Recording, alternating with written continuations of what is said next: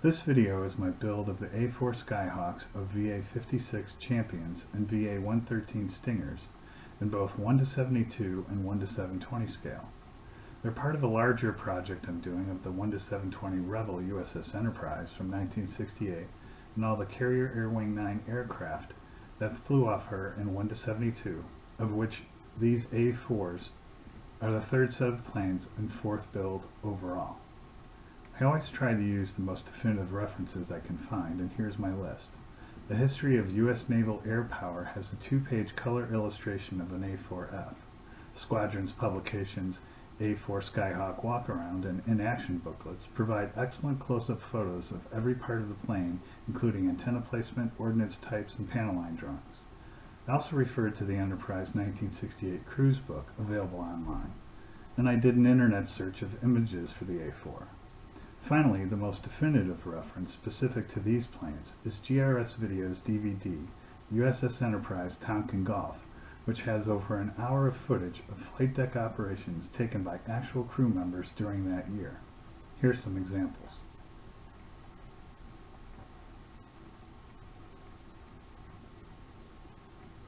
I built two Fujimi kits F-24 number 25024.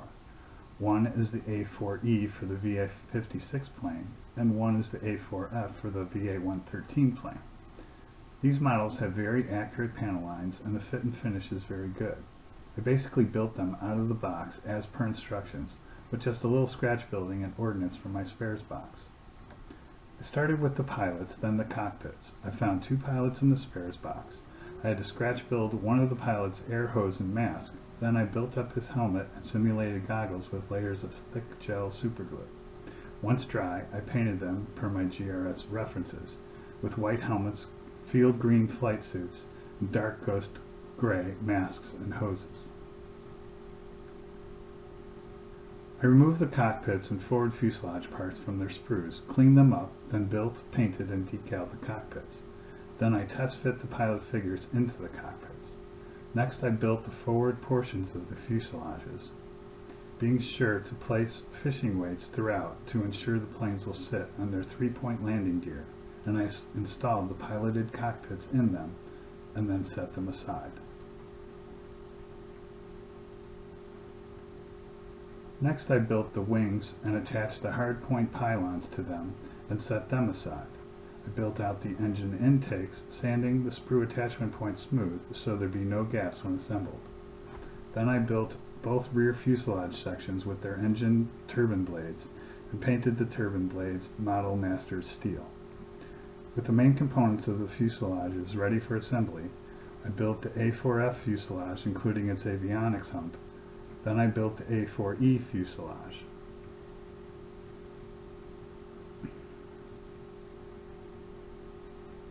Next, I removed the closed cockpit canopies from their sprues, sanded off their attachment points, and test fitted them onto the fuselages.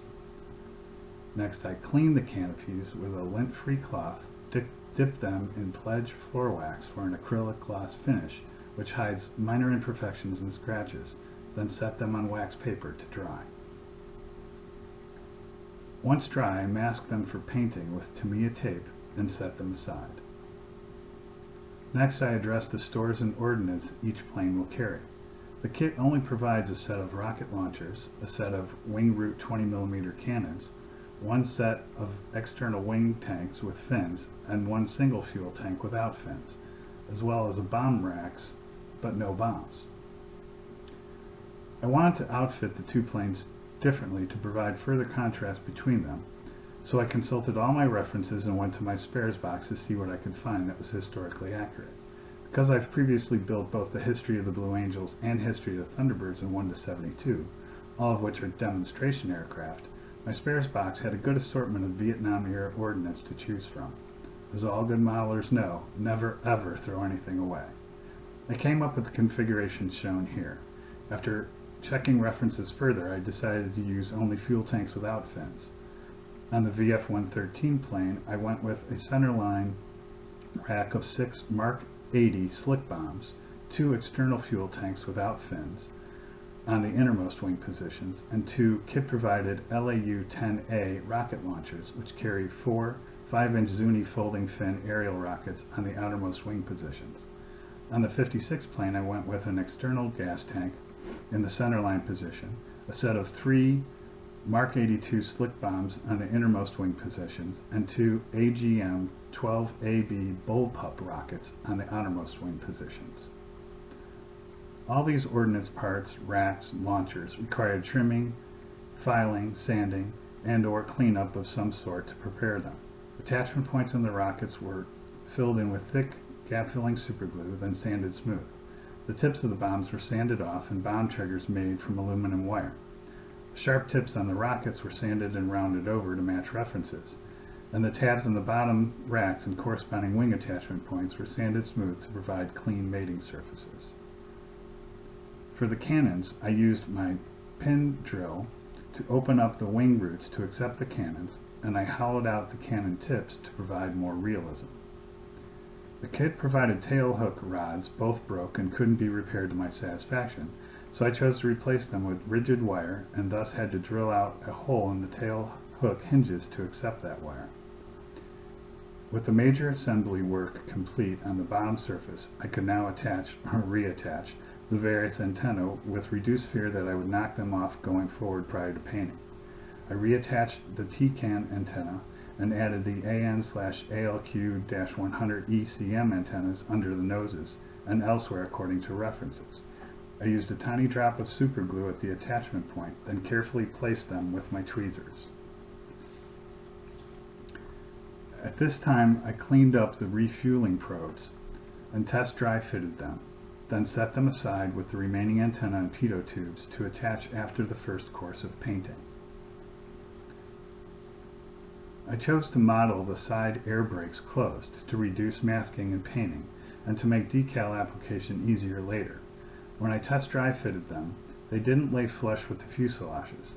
To raise them, I inserted a small ball of sticky tack, then applied a gob of thick superglue and carefully pressed them into place flush with the surrounding fuselage surface and set them aside to dry.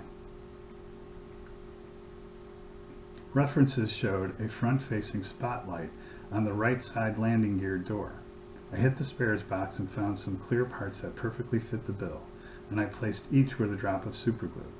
I then painted their backs with Model Master Chrome Silver and masked the fronts with a small ball of sticky tack. After later painting the doors white, the silver will show through the clear part and look like a spotlight.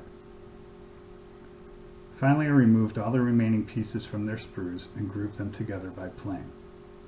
All the various parts were now ready for paint. Again, based on references, I ensured I had all the appropriate colors to achieve the paint schemes. I started with the bombs for both planes. I taped them to a piece of cardboard and airbrushed them Model Master's olive drab FS34087 and set them aside to dry.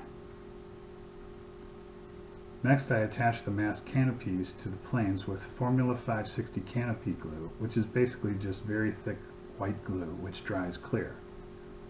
Next, I prepared all the lower surface parts for the first main color, Insignia White FS17875. I inserted plastic tubes in the plane's exhaust for handles, then taped all the other parts to cardboard and then to my rotating painting platform. I then airbrushed all the upper control surfaces inside the engine intakes and all the lower surfaces and parts, including landing gear doors, rockets, bombs, racks, fuel tanks, and the tail hook rods.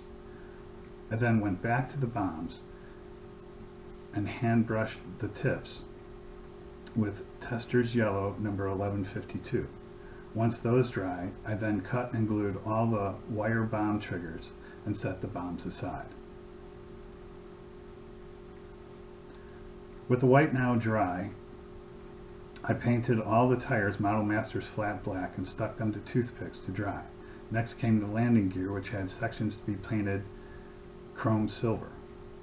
To mask for applications of the next color, flat gold gray, I used various tapes as well as Parafilm M, a stretchable non-sticky plastic film. I masked the upper control surfaces, engine intakes, and lower surfaces per my references for the separation lines down the sides, as they are different on each plane, particularly on the forward fuselage, and I masked the rear wings. With the masking complete, I finally put on the last delicate parts before painting. I glued the refueling probes to the sides, the last AN/ALQ100 ECM antenna on the tails of the planes, the UHF antenna on the F-plane's avionics humps, and the pitot tubes on the noses, which are in different locations on each plane. I airbrushed the entire upper surfaces and tails of both planes, the main wing leading edge tops, and the rear wings, flat gold gray FS36 440. I also airbrushed the front and rear pieces of the rocket launcher tubes, Model Masters neutral gray FS36 270, and set them aside. After the gray dried, referring to references, I masked around engine intake areas, which are different for each plane.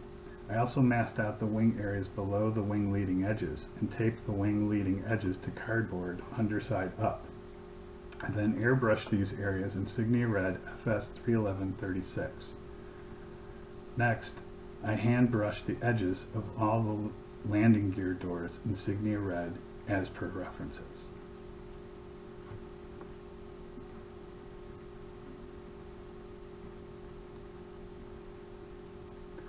Next, I airbrushed the engine exhausts with Model Master exhaust buffing metallizer paint. Next, per my references, I airbrushed the cannons with Model Master gunmetal gray, and when dry, hand brushed the bases and muzzles chrome silver. Next, I addressed all the minor touches of color on the planes per my references. First, I painted the nose cone and UHF antenna on the spine of the 56 plane white, then the same parts on the 113 plane in black. I sprayed Tester's gloss orange number 1628 on cardboard and hand brushed it onto the nose cone of the 56 plane's fuel tank, and hand brushed Tester's light blue 1154 on the nose cones of the 113 plane's fuel tanks. These colors were as close as I could get to match each squadron's markings per their corresponding decals. Next, I sprayed Tester Sapphire Blue Metal Flake number 1639 and Ruby Red Metal Flake 1629 on some cardboard and hand brushed the running lights at the tips of the wings of both planes, as well as the red on the running lights and on the spines and underside of each plane. Per my references, the tips of the rockets are a brass or copper color, so I hand brushed the rocket tips Testers number 1151, and once dry, attached the front and rear pieces of the rocket launchers to their white tubes. Next, I glued the bombs to their respective bomb racks, starting with the two sets of Mark 82s for the 56E plane, and moving on to the Mark 80s for the 113F plane. Finally, I glued the rear wings in place on both planes, and this completed the building and painting of both planes and their sub-assemblies. Since I used mostly flat paints, in order for the decals to lay down properly, I airbrushed a coat of Pledge floor wax over the completed planes in all parts. This provides a smooth, consistent acrylic base for the decals to lay down on without silvering. Then I set everything aside to dry for 24 hours. Next, the decals. When laying down decals, I of course start with the best references I can find. I use magnifying glasses to see those references and the decals themselves. I use calipers to transfer lengths and measurements to and from the model and the decals to ensure they'll fit, scissors and a new number 11 blade to cut decals out of the sheets, a small tub of lukewarm water to slide them, and a soft brush to apply setting solution, which softens the decals. Actually, it melts them, enabling them to snuggle down onto the model and into nooks and crannies, and gives a painted-on look. Toothpicks to lightly nudge the laid decals into final position, and cotton swabs to blot away any excess water or solution. As for the decals themselves, here's the list of what I used. I used the decal sets that came with the Fujimi F-24 kits for the non-squadron specific decals like wing walking paths, caution stencils, warning stencils, no steps and no pushes, etc. For the VA-13 Stinger's A-4F, I mainly used the microscale 72-0401 A-4F USS Enterprise set, which was specifically made for this plane for that year. For the VA-56 Champions A-4E, I used scaled up Starfighter decals, which I'll come back to in a minute. I also used Scalemaster sets SM-15A and 15B U.S. Navy Marines lettering, microscale decal stripe sets in various sizes and colors, bits and pieces from my decal spares box, again, never throw anything away, and I made the VA-56 pilot name decals on my computer. I had already had the 1 to 700 Starfighter decal set 700-53, and thus knew they had the artwork for the squadron markings of all the Carrier Air Wing 9 aircraft. After an exhaustive search, I then contacted Starfighter Decals and asked if they could create 1 to 72 squadron-specific decals for the various aircraft that I couldn't find aftermarket decals for, of which the VA-56 was one. They were happy to oblige, as I have found most vendors in the modeling industry willing to be. To create nice, straight, crisp lines, I use striped decal in various colors and thicknesses from microscale. Beginning with the Ordnance and stores, my references showed that the external fuel tank nose cones are outlined with a black stripe, thus I use black striped decal around each of them. Next, the bullpup rockets have blue and yellow stripes and a black section to the rear. Again, I used blue and yellow striped decal to recreate these markings. Tailhook rods are black and white striped. Again, black striped decal of the appropriate width fit the bill. Once dry, I glued them in place on each plane. My VA-56 plane references showed black rectangles behind the cannons on both sides of the lower fuselage. Again, black striped decal of the appropriate width fit the bill. With these in place, I did a final dry fit of the cannons. Next, I addressed the wings. On the wing bottoms, the insignias need a section sliced out of them to compensate for the outermost pylons. Then I carefully lined them up as I laid them down on the wing bottoms. Comparing to the VA-56 references, the wing top number of the Starfighter decal was too small. I replaced them with numbers from the SM-15A set and a spare NG from the VA-113 sheet. I then laid down the kit-provided walkways and insignias and the aftermarket numbers and NGs.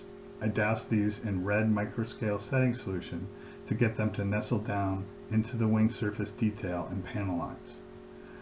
The microscale VA-113 aftermarket set had several issues. The 12 for the tail was too big, and the word Enterprise was spelled wrong, missing an R, and was too big for references.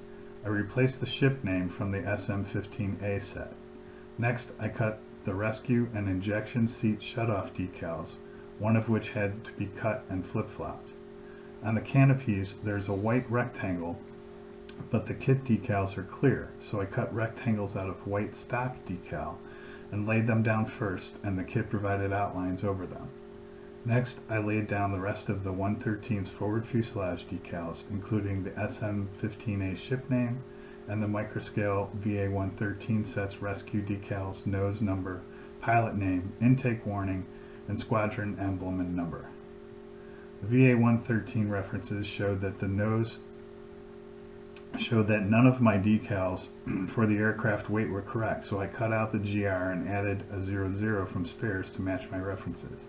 Then I laid down the rest of the 113 decals, including the aftermarket tail art, tail NG, aircraft type, and BU number, as well as the 12 and a Navy from the SM-15A set. For the VA-56 plane, I cut navies and ship names from the SM-15B set, the insignias from spares, the squadron number from the Starfighter set with dashes for those from spares, the aircraft type from the kit sheet, and I individually cut each of the BU numbers from the SM-15A set. Then I laid all these down on the rear fuselage sides of the 56 plane. I made the crew names on my computer word processor, block letters inside of orange rectangles. Then I printed them on micromark decal paper with my Brother inkjet printer, then coated them with microscale liquid decal film to seal them and set them aside to dry. Next, I prepared the kit warning, rescue, and ejection seat shutoff decals and another set of canopy white rectangles. Once the custom names dried, I floated them just like any other decal and laid all these decals on the VA-56 forward fuselage, as well as the kit intake warning and Starfighter nose numbers. The top starfighter orange stripe for the 56 plane tail art was too small to cover the top of the tail, so I cut pieces large enough from spares and laid them down. I then individually cut and laid down the rest of the starfighter stars and colored stripes one by one to ensure proper location and fit, again with liberal doses of red setting solution to get them to nestle inside the tail fin recesses. I finished up with the 00 at the top, and that concluded the main decal application for the two planes. Next, I removed the handle tubes and hand painted the hood areas above the exhausts Model Master steel on both planes. Starting with the 56 plane, I attached all landing gear and landing gear doors. Then I attached the centerline external fuel tank and wing leading edges. Next, I attached the two sets of Mark 84 slick bombs and the two AMG 12AB bullpup rockets. Next, I glued the exhaust in place and finished up by gluing the cannons in place. Then I set the 56 plane aside to work on the 113 plane before coming back to both to weather them. I basically followed the same procedure on the 113 plane, attaching all the landing gear doors, wing leading edges, center line rack of Mark 80 slick bombs, two external fuel tanks, and two LAU 10A rocket launchers. I glued the exhaust in place and finished up by gluing the cannons in place. And that concluded the construction of both planes. With the decals dry for a day or two, I applied a coat of Pledge floor wax over all the decals. This seals them down and provides a smooth acrylic coat for weathering wash to flow over. I prepared the weathering wash with black chalk shavings and water and a few drops of dishwasher liquid added to increase viscosity. I applied the wash to the entire planes, making sure it ran into the panel lines and pooled in nooks and crannies to provide depth and shadows. After letting the wash dry for a few hours, I went back and carefully removed the excess with Q-tips moistened in water and wrung out between my thumb and forefinger. I carefully wiped perpendicular to the lines, leaving the wash in the recessed areas. I also lightly swept a dirty Q-tip back to front and front to back to simulate windswept streaks of dirt and oil. Finally, I masked the canopies with parafilm and gave both planes, tops, sides, and bottoms, a coat of Tester's dull coat to seal the wash and provide a uniform sheen on the surfaces. After the dull coat dried, I removed the canopy masks and the planes were done. Here are the completed planes.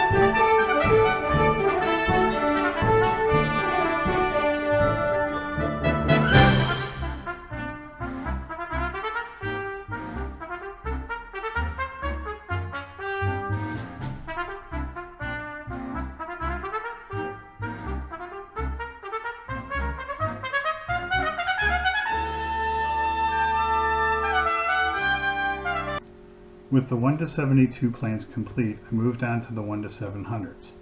The Revell Enterprise kit-provided planes are A-4Es only and would require a lot of work. I found 3D printed A-4Es and Fs on shapeways.com, a website marketing 3D printed items from specialty vendors. These planes have exquisite detail and come with virtually the same ordnance as on the 1-72s. Unfortunately, they do not have any landing gear.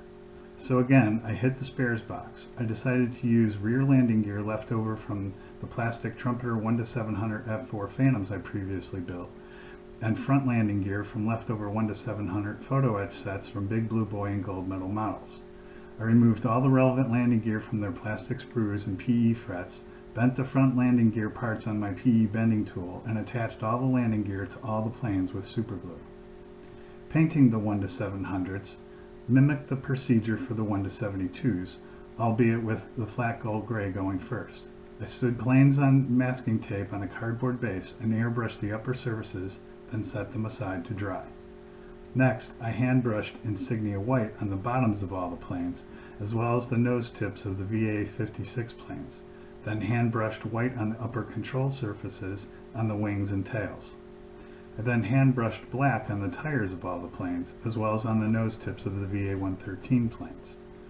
I then hand brushed the tips of the external fuel tanks with either Tester's orange or Tester's light blue on the 6 planes in each squadron with external tanks.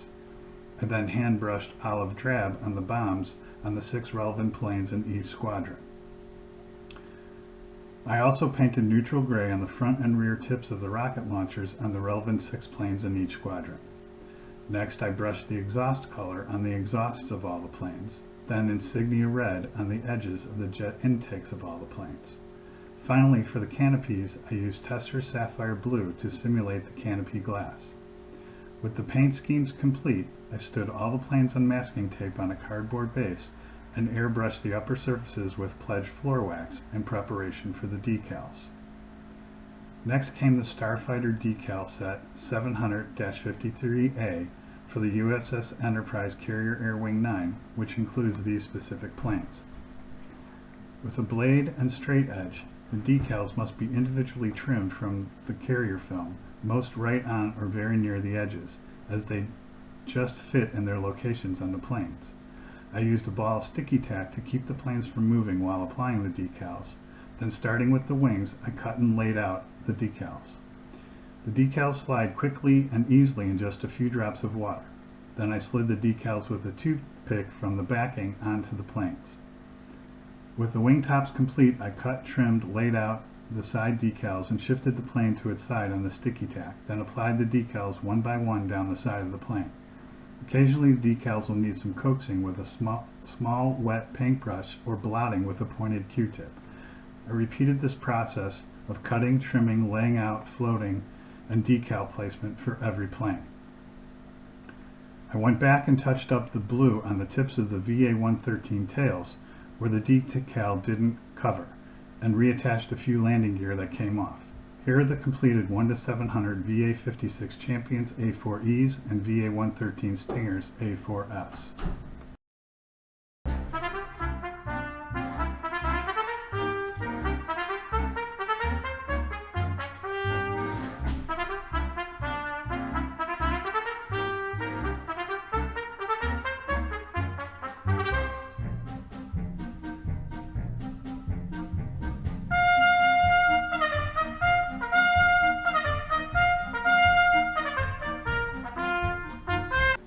I placed the 1-700 A-4s on my 1-720 USS Enterprise's flight deck.